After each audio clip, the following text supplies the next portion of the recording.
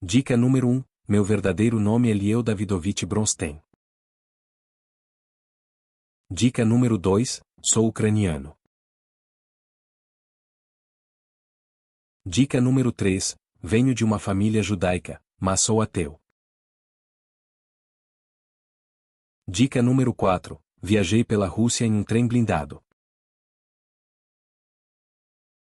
Dica número 5. Tive um relacionamento com a feminista Frida Kahlo. Dica número 6. Fui membro do Politburo. Dica número 7. Como comissário de Relações Exteriores, eu liderei as negociações com a Alemanha e os poderes centrais para acabar com a participação da Rússia na Primeira Guerra Mundial. Dica número 8. Fui representado como um porco na obra Revolução dos Bichos, de George Orwell. Dica número 9. Passei de menchevique para bolchevique. Dica número 10. Fui um intelectual marxista, e defendi a teoria da revolução permanente. Dica número 11. Fui um dos líderes da Revolução Fracassada de 1905, em São Petersburgo. Dica número 12. Sou conhecido pelo meu pseudônimo, que eu adotei de meu carcereiro, após fugir da prisão na Sibéria. Dica número 13. Fui exilado da União Soviética.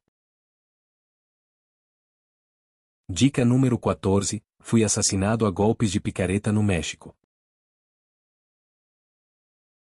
Dica número 15. Fui assassinado pelo agente da NKVD, Ramon Mercader, a mando de Stalin.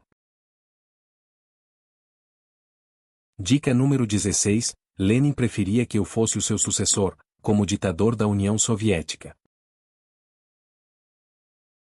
Dica número 17. Como presidente do Soviete de Petrogrado, eu fui um dos principais líderes da Revolução Russa de 1917, a de outubro não a de fevereiro.